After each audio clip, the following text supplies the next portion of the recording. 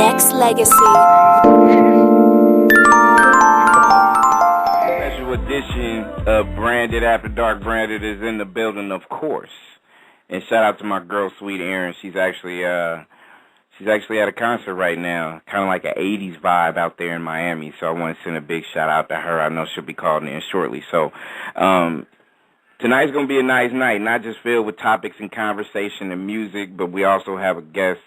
And, the guest, you heard the music right here, so it's definitely one of those type of situations where I definitely appreciate everybody calling in.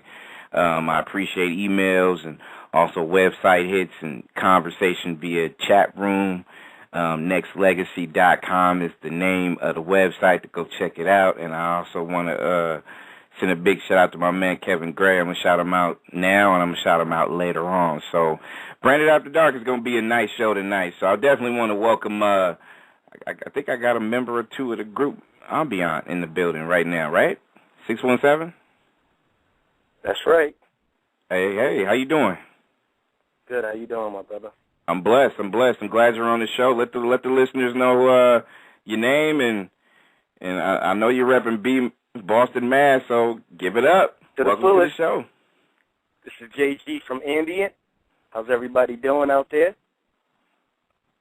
I appreciate you taking the time to call in tonight on a Saturday night, JT. Appreciate it. It's definitely high up there. We started the show with No Matter, which is a real nice joint for the people to really get into. So for the listeners out there that's just now tuning in for the first time hearing Ambient, give the people out there a little bit of rundown about you guys. Well, actually, we've been around for about I'd say a period of 20 plus years. So okay. we're not new jacks. We're definitely artists. We are, more established artists in what we do. We pretty much at this point write and produce our own material. We've used to be with Maurice Starr as the Superiors, actually we're Ambient now, formerly known as the Superiors. Okay. We actually are the original singers of New Kids on the Block, Step by Step. Really? Yes, correct. Which you can YouTube or Google that, and you will find that. No pun intended towards them. We still love them guys and wish them the best, and we're, glad for their success. It's not a song that we wrote. Step by Step was a song that Maurice Starr wrote, so of course, at any given time, he was able to let someone else record that song if he chose to, because it was his material that was written by him. So, just want to clear that up, because there's been a lot of, hoopla on YouTube about New Kids version, our version, and if, people are thinking we have any issues with them, and none whatsoever. None whatsoever. It's funny that you bring that up, because, and I know it's circulated out there a lot via YouTube, and people can just hear certain, versions of songs or whatnot. And I know for songwriters and even beat makers, those things are shopped around verbatim. So take, for instance, there is a particular song that Shantae Moore had that Jennifer Lopez wound up using, If You Have My Love.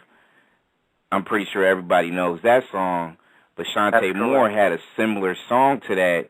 So a lot of people was kind of saying that, who took what song from who, but what you're saying is it's kind of similar to that in a way, right? Where people are just going to hear it because they're, the person that made that song literally kind of let other people touch it, feel it, sing it, you know what I mean? So it's going to have that same flavor. Very true, very true. And that's just the way of the business. What may not work for one person may work for someone else. I mean, it was a great song. It didn't work for us, but it ended up becoming a global hit for them, and we're happy for that. We had no rights to that song. We didn't write, produce, nothing to do with it. We just simply performed it, sang on it, recorded it. That's it. So they made it, which is fine. We have no problems with them. We No still doubt. love them. They pretty much help put and keep Boston on the map. So that, in a nutshell, we're very proud of that. Interesting. J.T. of Ambient is here on Branded After Dark, and you say you guys have been doing music for 20 years, and you mentioned Maurice Starr, but I know a lot of people are going to tie that into not just New Kids, but also New Edition. And you guys are basically born and raised in Boston for the most part, right? Correct. How did you guys get together? It's, living in the same neighborhood, You're living in the same neighborhood. Some of us went to school together. Some of us were just cool with each other, and it's just, hey, let's do this. We knew someone with talent. Someone knew another one with talent. Like I said, living in the same neighborhood. Hey, let's put this together. So that's how that came about.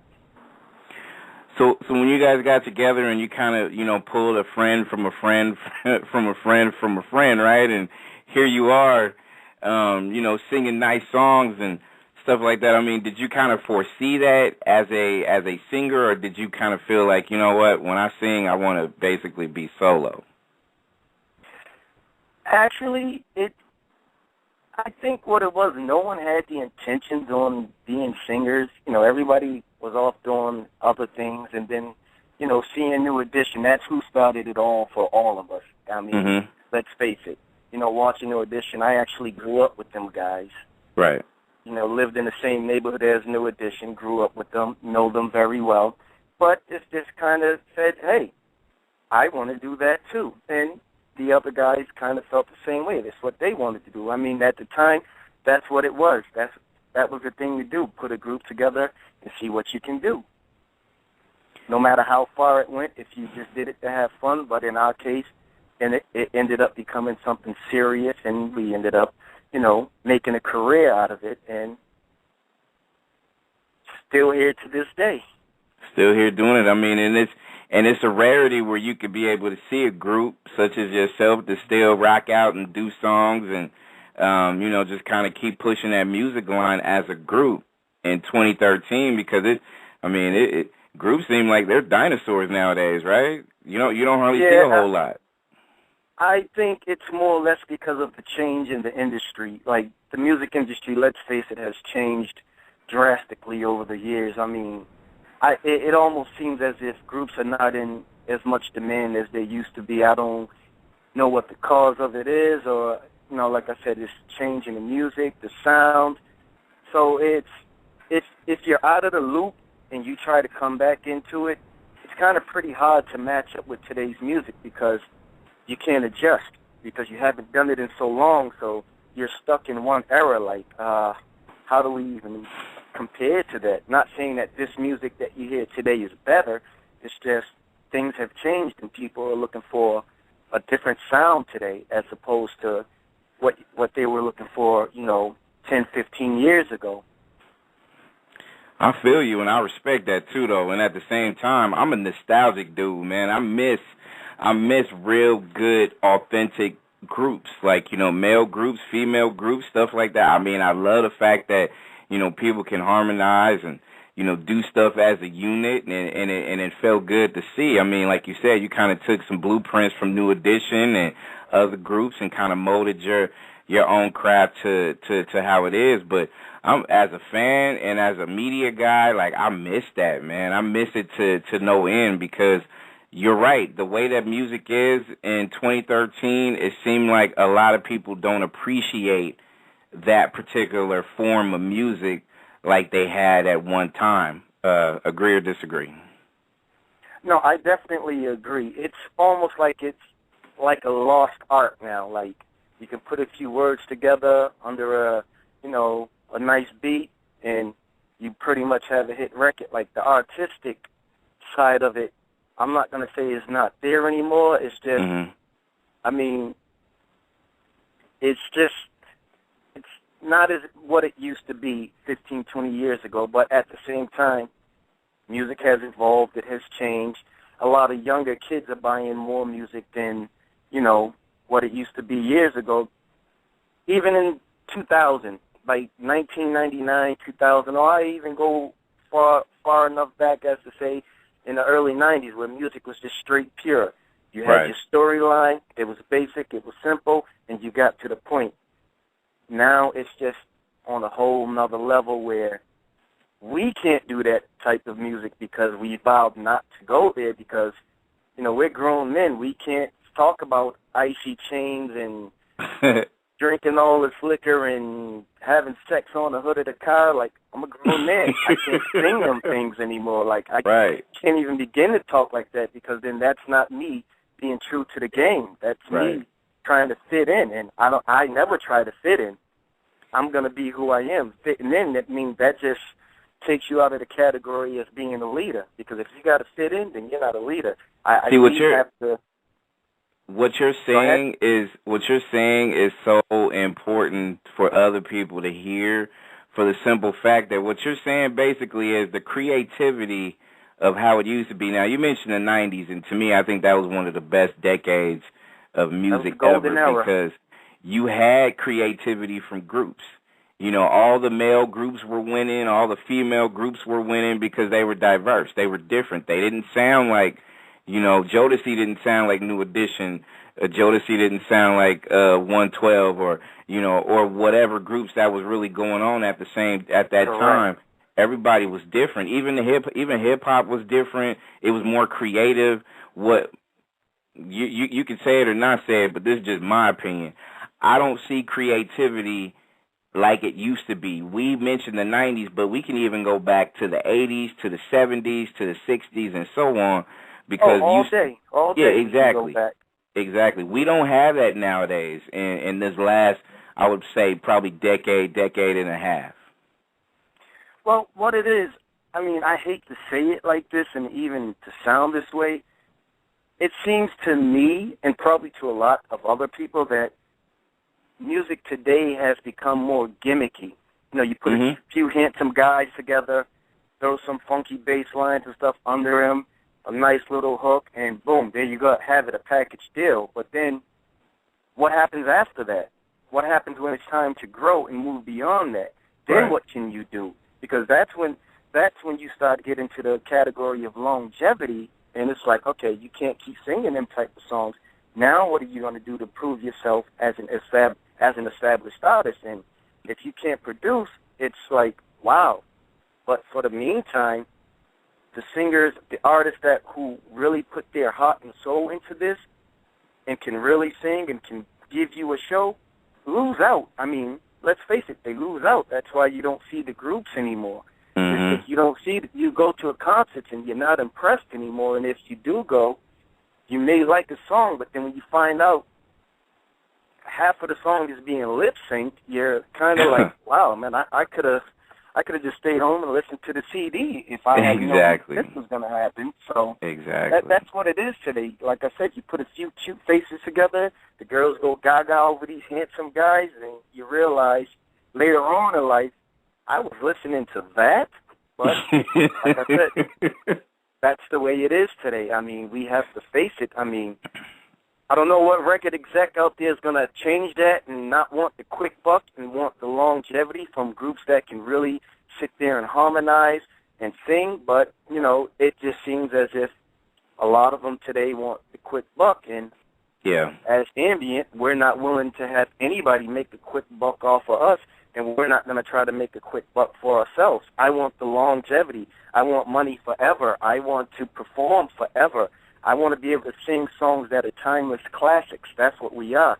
Like, we don't want to sing songs that's hot for 1 year, and then, you know, 2 years from now, you're like, I can't believe I like that song. We like timeless classics that for someone who's 20 now, when you reach 40, you can play that same song and say, damn, this song is still nice. I still love the song. It still sounds good. So that's what a lot of people should ask themselves. Like, do I want to buy this gimmick or the song that's going to be hot for now, or do I want a timeless classic, something I can cherish forever, memories, you know? J.T. of Ambient is our guest on Branded After Dark, and you know, I'm gonna ask this question because I think you've had enough music experience and you've seen the changes over the last couple decades to kind of, you know, form your own I guess you could say, creative judgment on how things are. But do you really should we as media people, or should we as artists blame the record execs for how the way things are now? The reason why I say that is simple, is because I feel like the record execs, they're going to tell you how they want certain things. But as an artist, that's correct. The artist that has creativity, I know they're going to come and negotiate, and they're going to say, okay, I know you want it like this, but I'd rather have it like this. And then they're going to kind of sort of meet in the middle. The reason why I kind of feel like it's not really the execs, and it's, you know, we got to put more responsibility as artists. Remember back in the day when the Grammy Awards, let's just put them out there, they never had a category for hip-hop, and then they finally started putting some pieces together, but they didn't want the hip-hop award winners to get on stage and accept it at the Grammy Awards. So hip-hop boycotted. They pretty much was like, you know what, we're going to have our own Grammy party. So a lot of people was kind of veering away from it. It was hip-hop that kind of boycotted. Other people fell suit, and then Grammys brought back, you know, or they brought them on stage, you know, maybe a year or two later or something like that. So, you know, again, I just wanted to throw that out there just to kind of re-ask you the question, like, you know, should we put the onus back on the record execs, or is it going to really take media people like myself and artists like yourself to be able to, you know, hold serve in this crazy music industry? Honestly, you can put some blame on the record execs. I'll say the ones who want the quick dollar.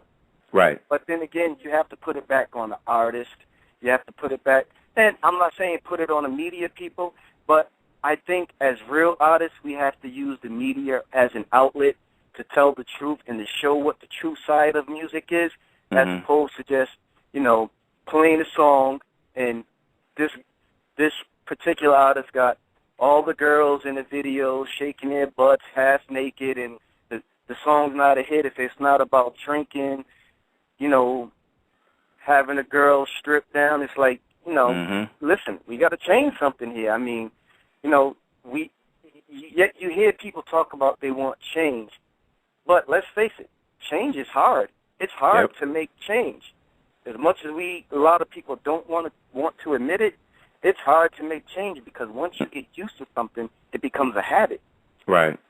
So, and I agree with you on the part about the hip-hop thing. Now it's to the point where hip-hop is worldwide. Everybody's a hip-hop artist now. I mean, before, when hip-hop was just shunned, you can take it back to NWA with, oh, my God. Oh, you can even take it back to a group from Boston, Almighty RSO, with, oh, my God. Okay. I remember them. Government, everybody was getting involved and trying to ban everything. Right. Now, hip-hop is on a broader scale. You have everybody as a hip-hop artist. I mean, no racism involved. Now you have white people just embracing hip-hop to the fullest. No racism involved. I mean, I'm glad that they embrace it now. But it's like, wow, after all hip-hop went through, now it's being embraced, because you have your Eminems, you have your Machine Gun Kellys, and you have all these other people that are doing it. And it's like, well, wow, that's all hip-hop wanted was its place in the music industry. Right. All it wanted was its place. But everybody always deemed hip-hop as, you know, this almost like satanic-type music where it was just, oh, you're listening to that. What's wrong with you? You got the devil in you or something. And no, not all hip-hop is like that. Some hip-hop is very expressive. It talks about social issues and, you know, what's going on. Now, you got the likes of Nas, you got the likes of Jay-Z, you got the likes of all these conscious rappers, you know, Common, all these people who are telling you how it is. And now if you look at it, that's hardly being embraced anymore, because everybody's more going for the shake it down, shake your ass, excuse my language, shake it to the flow and all this. And it's like, well, wait a minute, what are we teaching our kids? That you say this and you say that? If you don't have the money in the ice, you don't get the girl. And for the girl, if you don't shake your butt and strip down, if you don't give head, you're not getting the guy with the money. So the message is being mixed up now. It's just like, so it's out of control. You know what's funny about it? You know what's funny about it all, JT? And I interviewed not too long ago Saida Garrett, and I'm pretty sure you know who she is. She was instrumental in writing Michael Jackson's Man in the Mirror. Exactly. When I interviewed her, and she basically put something out there that was really made me think for a minute. She said, and I'm quoting, if Man in the Mirror came out today, it wouldn't have a chance. It not only would it not have a chance, people would look past the message that was being placed on the song, the passion of the song, the arrangement of the song. Everything about the song would be ignored in today's world versus when it came out back in 86, 87. It's crazy, huh? He made a very strong point. That's very crazy. I mean, it's... I don't know. I can honestly say at sometimes I feel lost because it's like, wow, this song is, you know, no disrespect to anybody who's out there trying to make music and, you know, get paid, but for a lot of us artists out here, this isn't just about getting paid. This is our lives. This is what we do. We do this for the love of it. We do it for the love. We write, we produce, we sing from the heart. Like, I refuse to sing someone else's feelings and emotions when I have my own feelings and emotions. We can write our own feelings and emotions. Right. So I don't want to sing songs just to get paid a quick buck because at the end of the day, I refuse to sell myself short or sell my soul, or as we call it today, you know, sell out. Like, I can't do that. Right. Do you feel like, you know, I'm just basing everything on your opinion. So give me a percentage, hypothetically, that you feel that the industry is more so caught up into the money-making machine that it is versus the quality of music out there. What's the percentage do you feel? Do you feel like it's a high percentage that people just they don't give a damn? They just want to make money? I feel like it's a very high percentage. Honestly, and this is my honest opinion, I'd say at least 85%. I listen to the radio every now and then just to see what's out there, but it's the same songs over and over. So I listen to CDs. I listen to I go back and I Google old groups and play old stuff because when I hear the radio, I'm like, look, I just heard this song 10 minutes ago, and the song hasn't said nothing that made me want to turn it up. And it's like, but it's so watered down today that I haven't heard an R&B song that I myself have considered R&B. Like, this is not R&B. R&B has a particular groove to it. Everything now almost sounds like house music, and not that I have anything against it, but you know, it's like, well, where has R&B gone? And sometimes, JT, you want a different variety of music, right? Like you want to have an opportunity. Yeah, you want to have an opportunity to change the channel and see a different thing going on than the other channel you just seen, right? That's what I like. I like to hear different artists. I like to hear new artists. Like, I don't want to keep hearing the same artists who, you know, being played all the time. Then I got to see them on the TV all the time. Kudos to them. I'm glad they're doing their thing. But it's like, okay, look, I want to hear, you know, I want to hear someone different. I want to hear something new. I want to hear something fresh. I want to hear something to say, now that's very creative. That's what I want to hear. Right. As a group, do you guys find it discouraging sometimes to kind of do it? Because listening to how you talk, you sound like you a man of passion, and I know you are surrounded by your group that's men of passion when it comes to this art form. Do you guys get discouraged? I won't say we get discouraged, but we get a bit upset with how things are going because there's been times we've been to labels and they'll say, we need today's sound. We want something more of today's sound. And we're like, well, damn, what the hell are they looking for? Like, yeah. If you and not only can't that, listen to this song and realize this is a hit record, right, then something's wrong. Like, what do you want us to give you? Like, do you want us to put on little black suits with white gloves and dance around like California raisins. I don't know what it is. I don't know what it is you guys want. Like, what, do you want me to be running around like I'm 13 years old singing all these, high synthesized pop tunes and jump? I can't give you that because that's not me. And people that know me will say, that's not him. How is he doing something that's not him? I know what they do. Why are they doing that? And the next thing you know, we'll hear those guys sold out. And I'm where we refuse to sell out. Just to get ahead. Like, if I'm going to get ahead, it's going to be from honest hard work and someone's paid attention and said, you know what? We like to see these guys here. We want to bring these guys in along with some of the other groups that are out there from back in the day who are still in the industry and still have some sort of relevance. Mm-hmm. But, as it looks right now, nobody's doing that. So we're doing it our way. We'll kick the door down our way, whatever it takes. I mean, it is what it is. No bitterness towards it. It's just, of course, we have to realize how it is and realize, okay, this is how it is. We have to keep pushing. Eventually, somebody's going to take notice and realize, hold up, if we don't bring this era back, the industry will be doomed soon. Absolutely, and amen to that. J.T.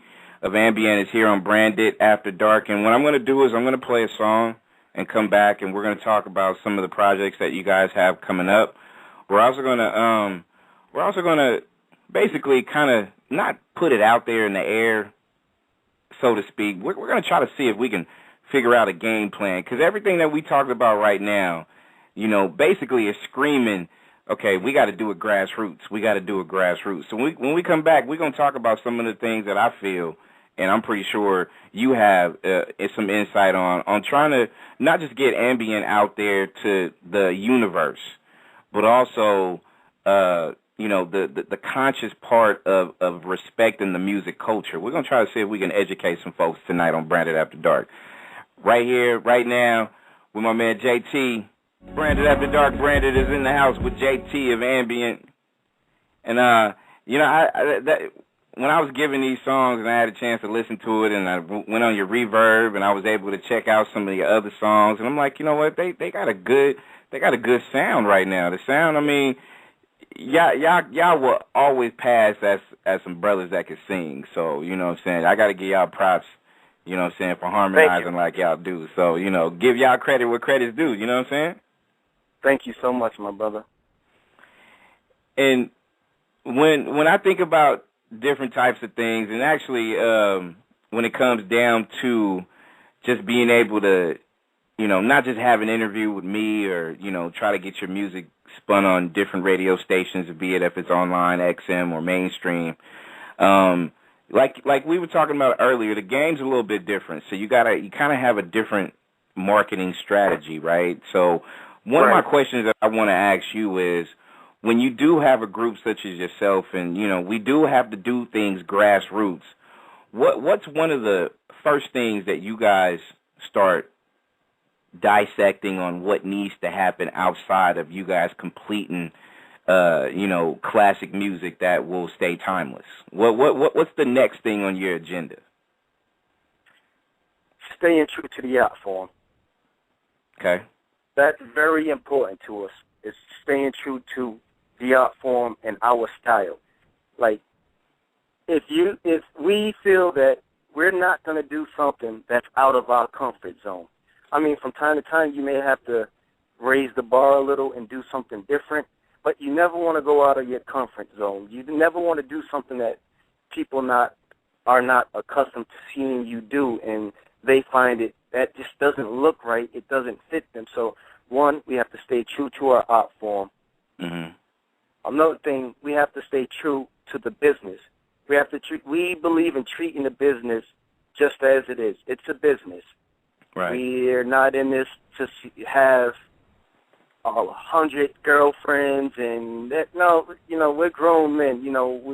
We have family lives. This is a business for us. Not only is it a business, this is probably the next best thing to our family lives that we have. It's not a hobby, so we have to stay true to ourselves, true to each other, true to our families, and then the writing process. We're not going to write songs that don't fit us or write songs that you can't play for your grandmother. Like, I'm not going to sing a song that I cannot, well, my grandmother has been long past, but still, you know, I don't want to play something in my, like, for instance, in my car that I can't ride down the street and people look at me like, what the hell is this dude playing? That's disrespectful. You feel what I'm saying, man? Yep. So you have to have a certain class about yourself when you become a certain age. So, and that's how we model ourselves. You know, we're going to be gentlemen. Can we get a little wild at times? Of course, because at the end of the day, we're men. Boys will be boys. We want to play too. But at the end of the day, we have to treat ourselves and respect ourselves as grown men, and we definitely believe in respecting women and respecting our elders along with respecting others. That's just the name of the game. I mean, so that's what it inscribes in. You know, we make sure each other knows the business, understands the business. You know, we first and foremost, everyone has to be grounded. I mean, there's no one should ever get a big head. I don't care if we made $120 million. Okay, that's just $120 million. That doesn't define who you are as a person. So, you know, keep a level head. And remember, this is a business. Just as quick as you got it, you can lose it that fast. So you have to treat it just as that. You have to be true to the fans. Your fans want to hear you sing the songs that they're used to hearing you sing, and they know that you can sing. So you have to think of them when you write and when you're performing. So it in a nutshell, it's just a respecting of yourself and others in your art form. What about the team that you have, or that you're assembling?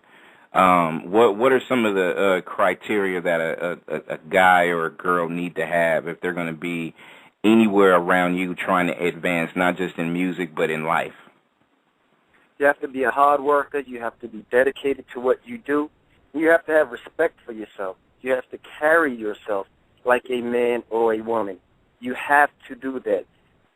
At no point can you be a disrespectful person. At no point can you know, stray away from your responsibilities in your personal life at home. If you have kids, you take care of your family first. Everything else, second nature.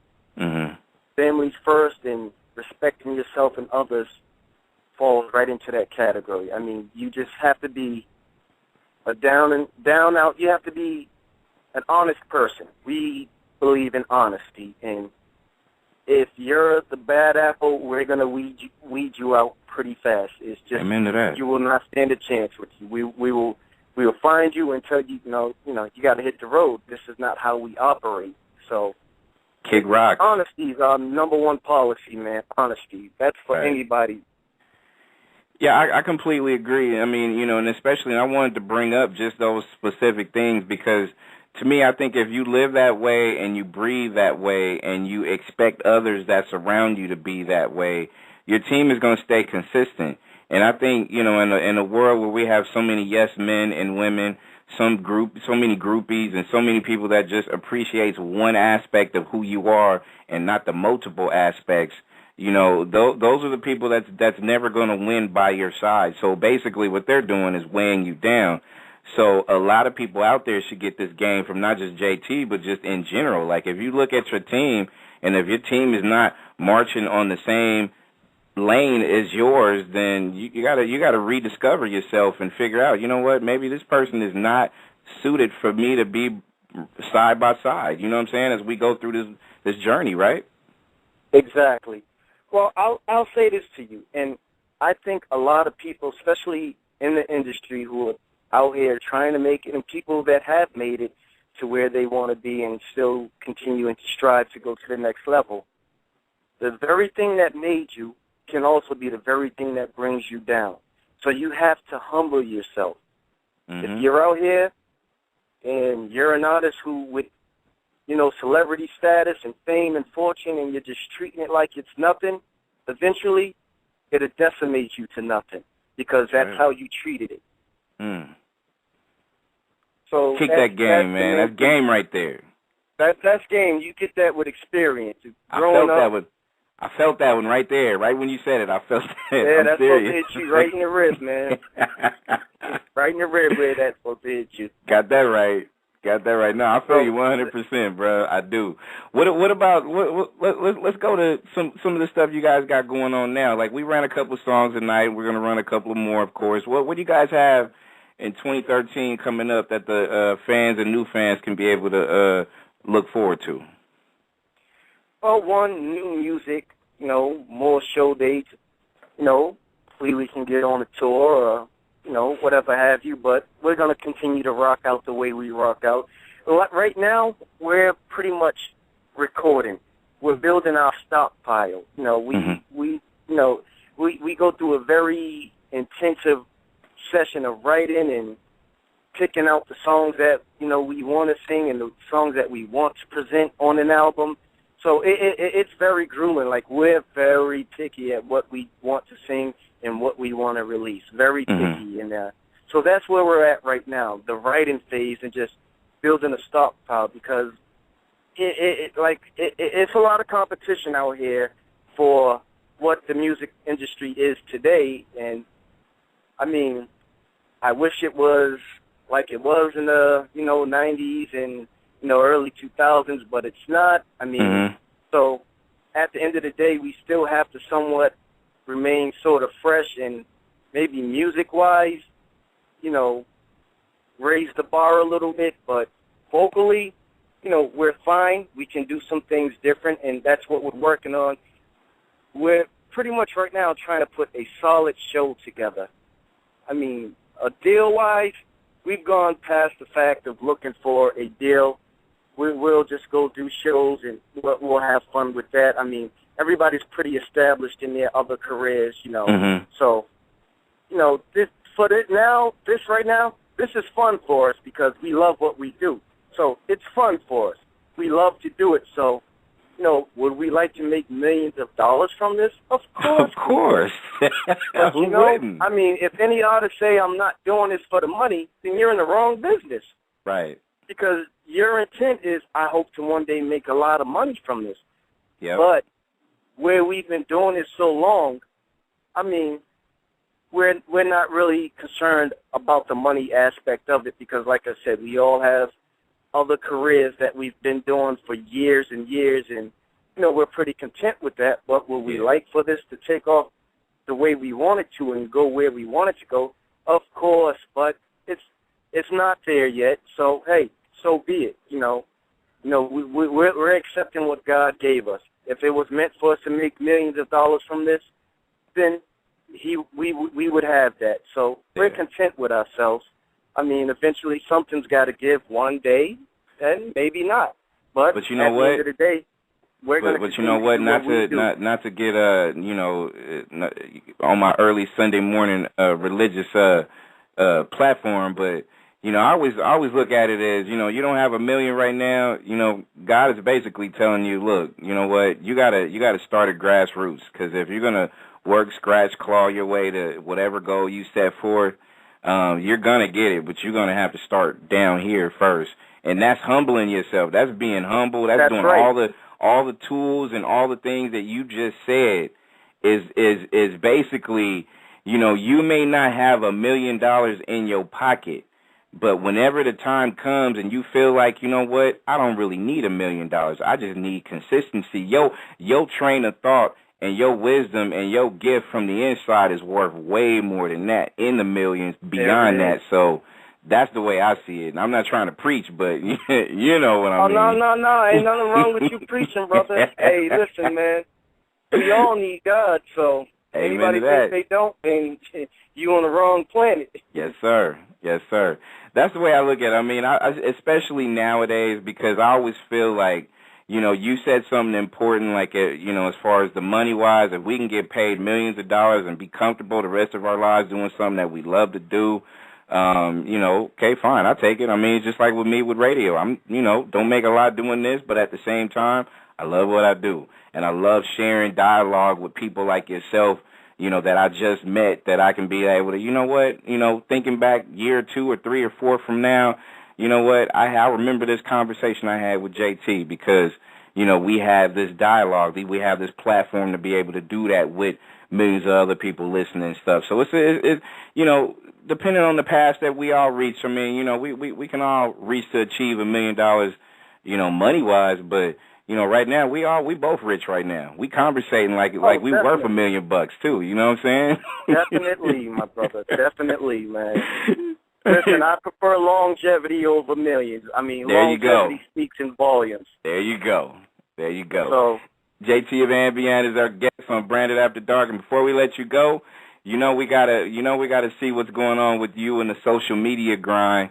So, you know, from what you guys broke out 20 years ago, so everything has changed. Internet, the iTunes and all that stuff. So what's going on? I know you guys got a Facebook. Why is it that you guys haven't hit Twitter yet? How come you guys haven't hit Twitter? Well, you know what?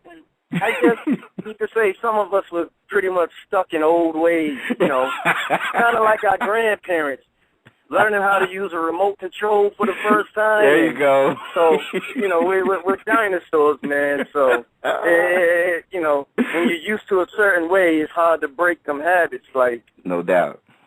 You know, I still believe in shoveling with the shovel as opposed to a snowblower because that's how I was learned. That's how I was taught to be a man. You get out there and you do some back-breaking work. Get your hands dirty, you know?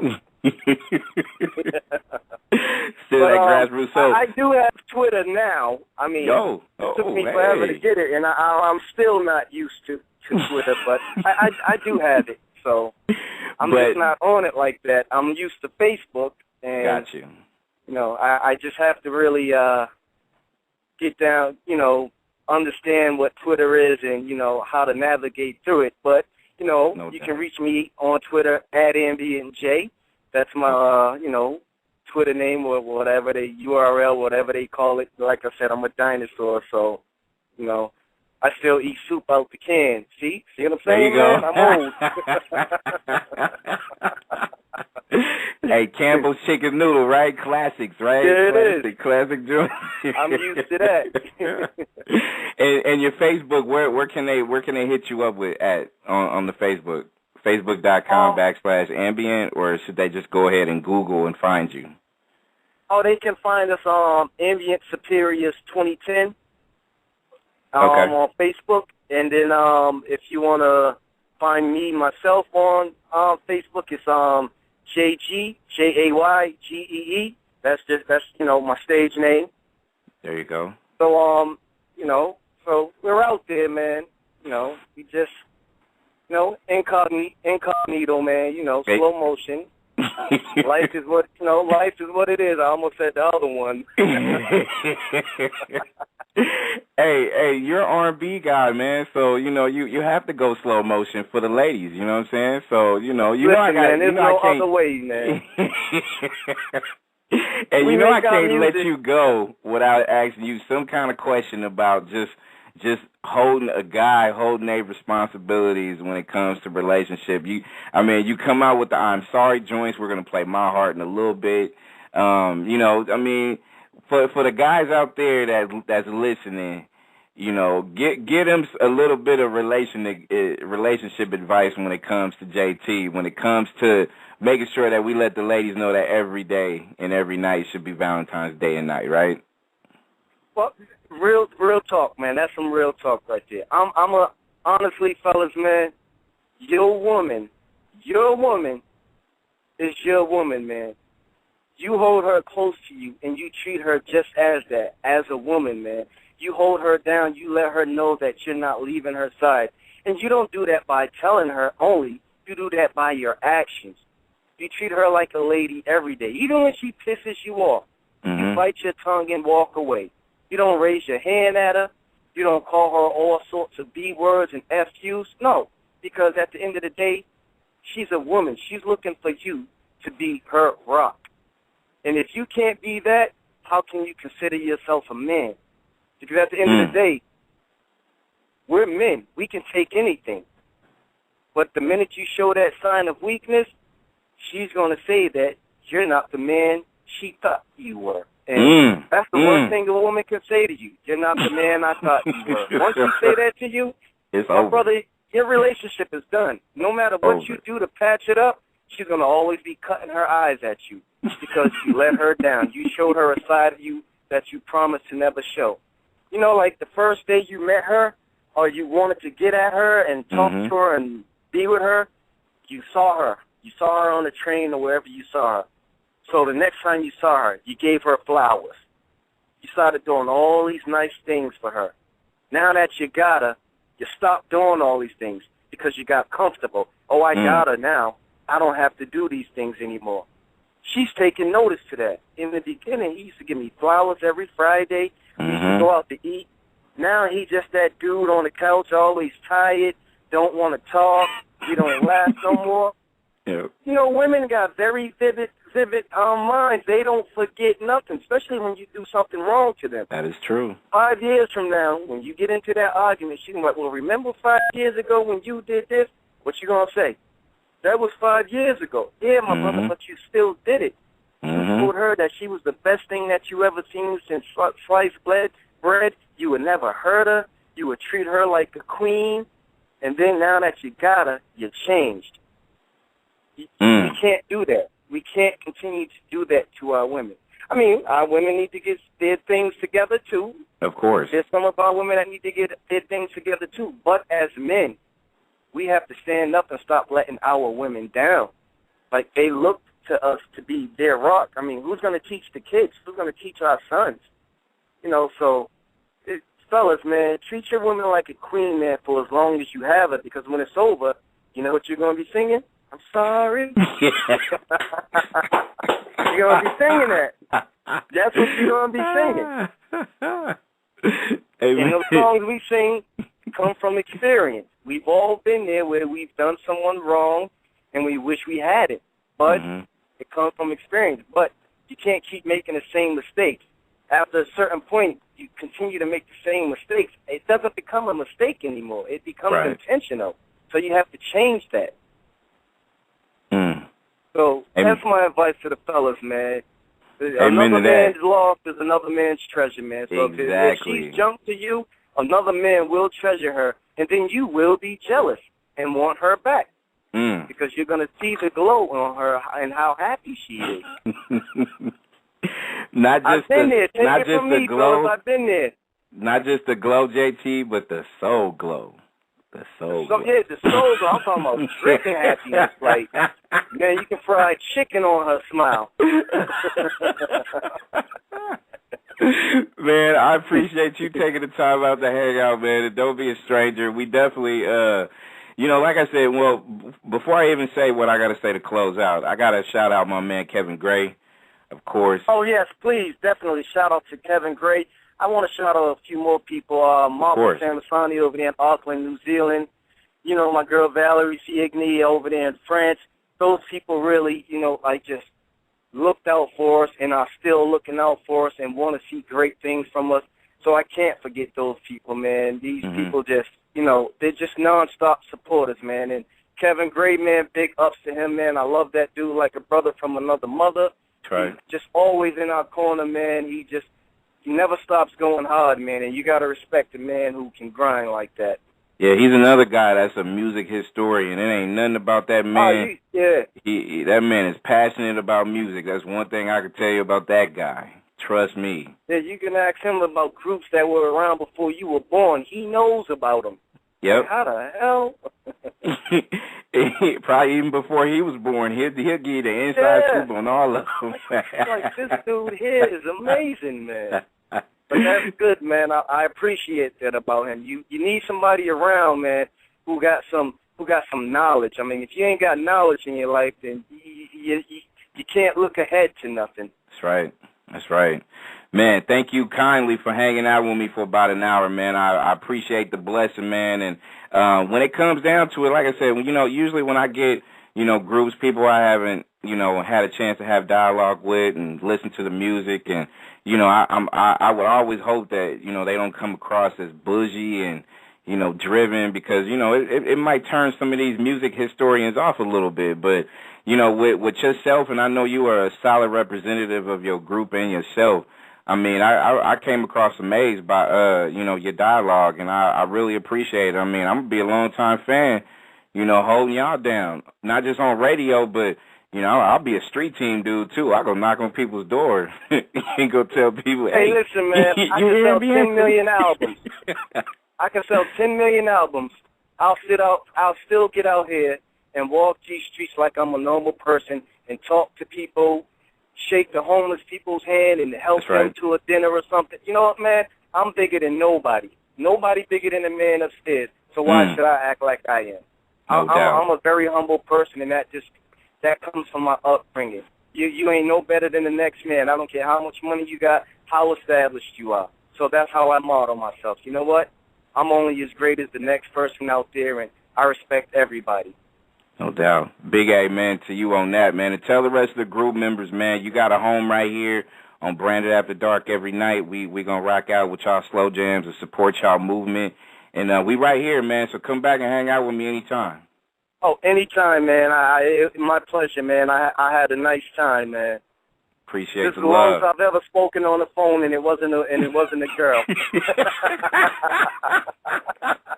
Hey, I know with you and I dialogue, but you know, it's probably like a couple of million females out there listening. Like, especially when you gave that sermon about the, you know, hey, men's, you got to pay attention now. Like, come on now, wake up before you gotta wake up, man. Stop disappointing your lady, man. That's right. Appreciate it, JT. Much love and blessings to you, man. And tell the guys I said what's up. I will, man, and thanks for having me, man. You have a blessed evening, brother. You do the same. It is JT of the group Ambient. We'll be back. Nexxlegacy.